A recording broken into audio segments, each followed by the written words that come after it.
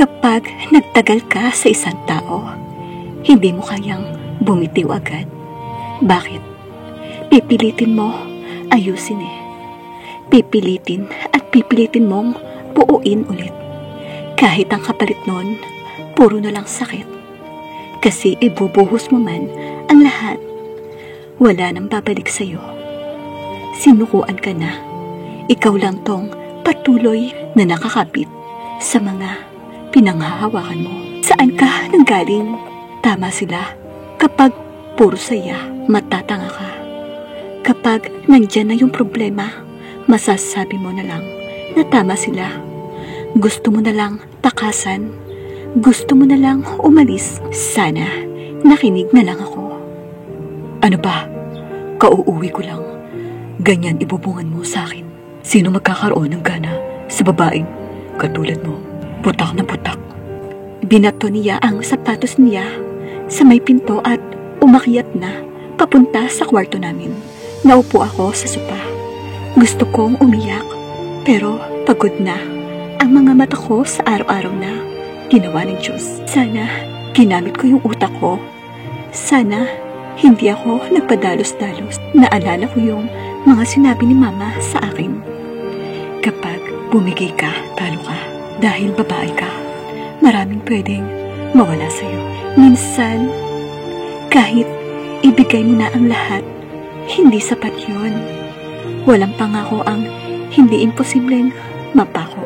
Wala rin nakaraan at mga bagay na nangyari na ang pwede pang bawiin.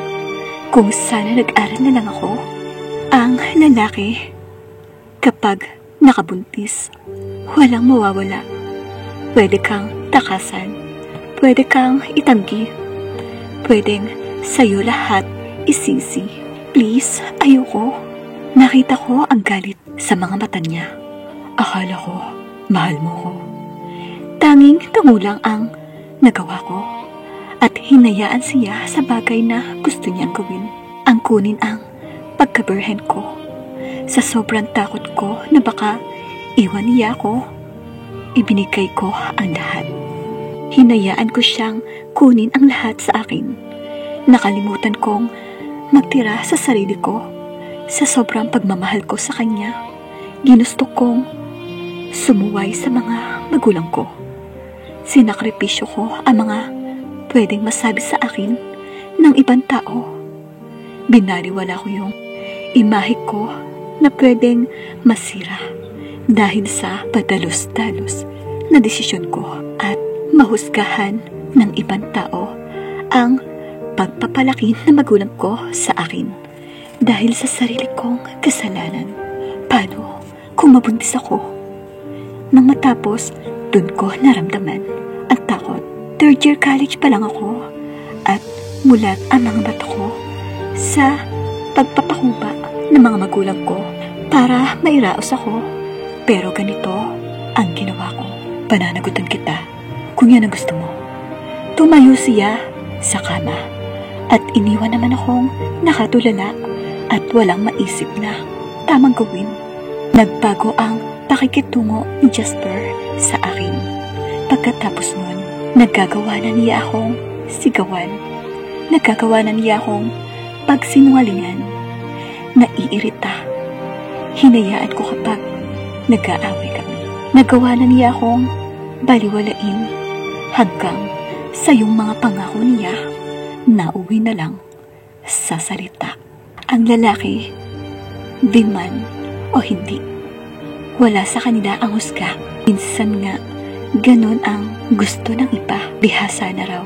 Pero kapag ang babae may nakauna na, kadalasan ang tingin sa kanila malandi.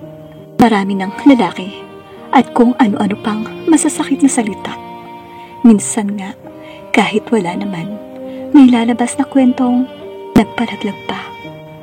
Tipikal na mindset ng mga taong kunwari malinis pero mas marumi pa hanggang sa nabuntis ako. Jasper, anong gagawin ko?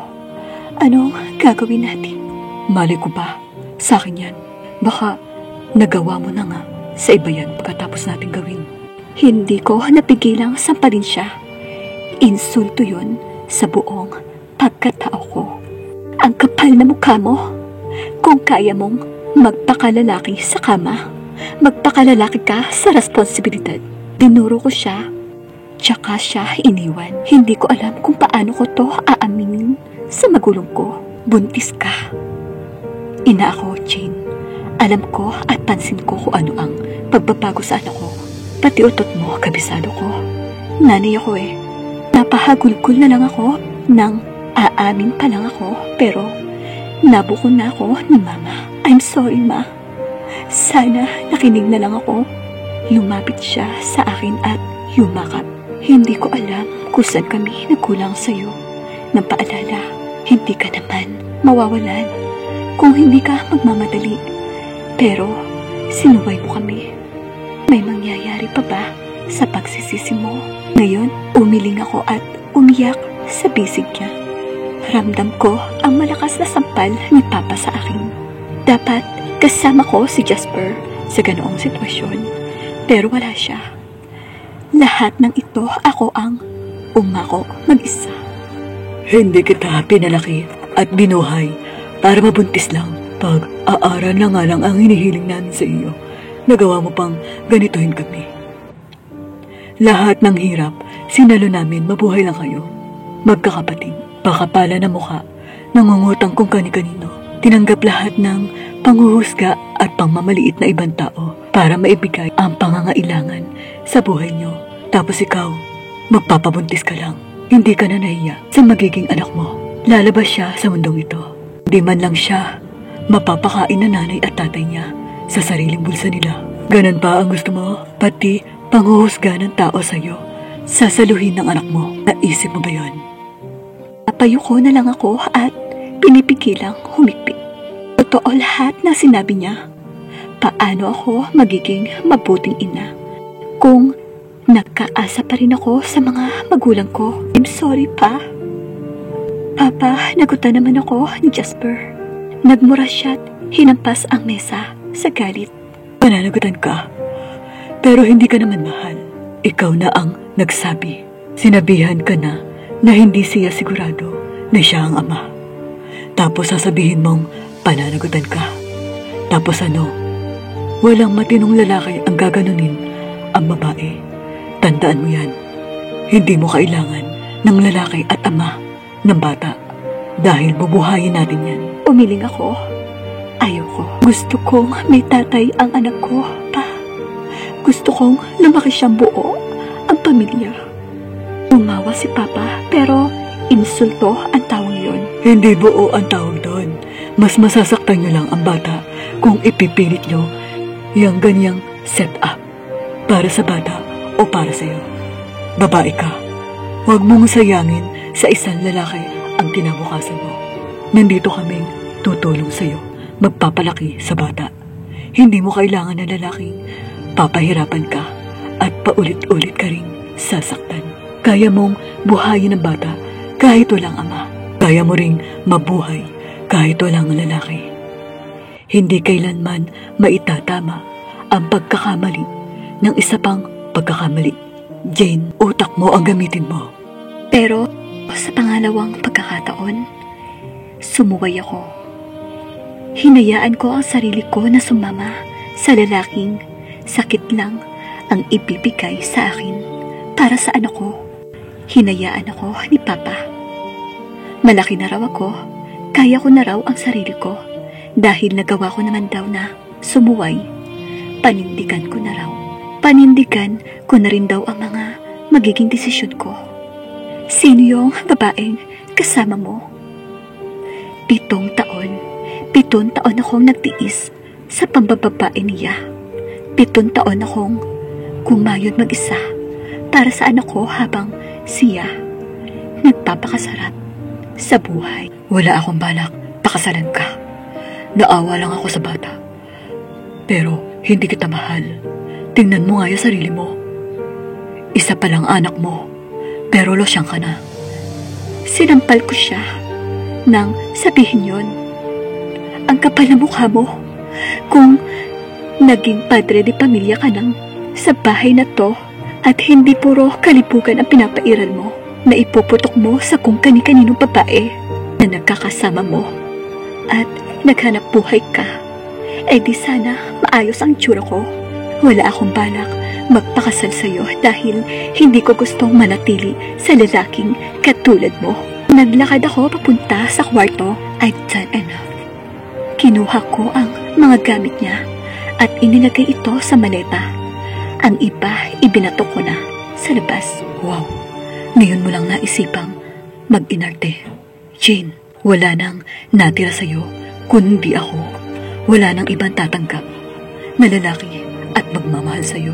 Dahil ganyan na ang itsura mo, may anak ka pa. Gusto kong magwala at umiyak dahil nanliliit ako sa sarili ko, pero pinigilan ko. Okay lang, sapat na ang anak ko. Gusto ko ngayon mawala ka sa buhay namin. Sa buhay ko. You don't deserve a family. You don't deserve us. Hindi ko hahayaan lumaki ang anak ko sa tatay niya na minsan hindi siya naisip. Ibinatok ko sa labas ang ibang gamit niya na natitira sa bahay. Hindi mo kaya na mawala ako? Kaya ko, kakayanin ko. Kaysa manatili ka rito at hindi kami magiging masaya. Sigaw ko pabalik. No, Jane. Magmamakaawa ka rin na bumalik ako. Parang ewan siya nang umiti na tila nagsisiguro. Gagawin ko yun. Kung kaya mong lokohin kami, lokohin at saktan ako ng paulit-ulit. Kaya ko na rin mawala ka. Sinarahan ko siya ng pinto at doon na lang ako umiyak. Masakit. Nakatanga lang ako sa kawalan hanggang sa makauwi ang anak ko. Mami, Lolo's here. Where's Daddy? Humawak ako sa balikat niya at pumantay sa kanya. Anak, alam kong bata ka pa, pero makinig ka kay Mami ha. Pwede pang wag na dito tumira. Si Daddy, hindi na kami magkaintindihan. Umiiyak si Nicole, pero nanatili siyang nakikinig. Mami, lagi ko po kayong naririnig ni Daddy. Hindi ko po naiintindihan ang lahat, pero nasasaktan ako kapag umiiyak ka. Lolo said, hindi ka raw po niya may paglaban sa pananakit sa'yo. Kaya ang sabi niya po, ako na raw po ang pro-protekta sa inyo. If you and Daddy can't be together, you always be a good mom and dad for me. Yumakap siya sa akin na tuluyang ikinaiyak ko. Anak, sorry. I can't give you a complete family. Nunasan niya ang luha ko, tsaka humalik sa ilong ko. We are family, Mommy, Lolo, and Lola too. Don't cry na. I love you, Mommy. Tumango ako at humalik na rin sa kanya. Nag-ayos bago humarap kay Papa. Anak, uwi na tayo. Umiiyak ako na lumakap sa kanya. Papa, take us home. Tumango siya at humalik sa noo ko. Maybe not now. Maybe not soon. Pero kaya ko na kahit wala siya. Because I have my own family who can love me, appreciate me, and accept me.